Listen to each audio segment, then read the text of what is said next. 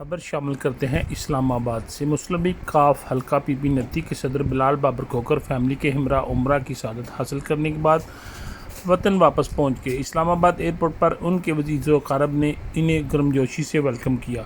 بلال بابر کھوکھر کل انشاءاللہ جلال پور جٹا پہنچیں گے، جہاں پر مسلم لیگ کاف سے وابستہ رہنماؤں اور کارکنوں نے ان کے استقبال کی تیاریاں شروع کر دی ہیں۔ بلال بابر کھوکھر نے اسلام آباد سے بذریعہ ٹیلی فونک میڈیا سے گفتگو کرتے ہوئے کہا کہ اللہ پاک کی انتہائی مشکور ہوں جس نے مجھے اور میری فیملی کو ایک بار پھر اپنے گھر کی زیارت کرائی۔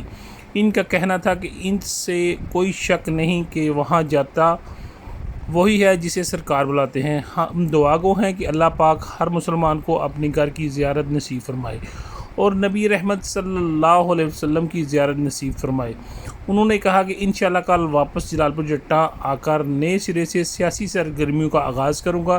ان کا کہنا تھا کہ حالات جیسے بھی ہوں انشاءاللہ ایم این اے چودھری حسین لاہی کے کندھے سے کندھا ملا کر عوامی خدمت میں پیش رہیں گے۔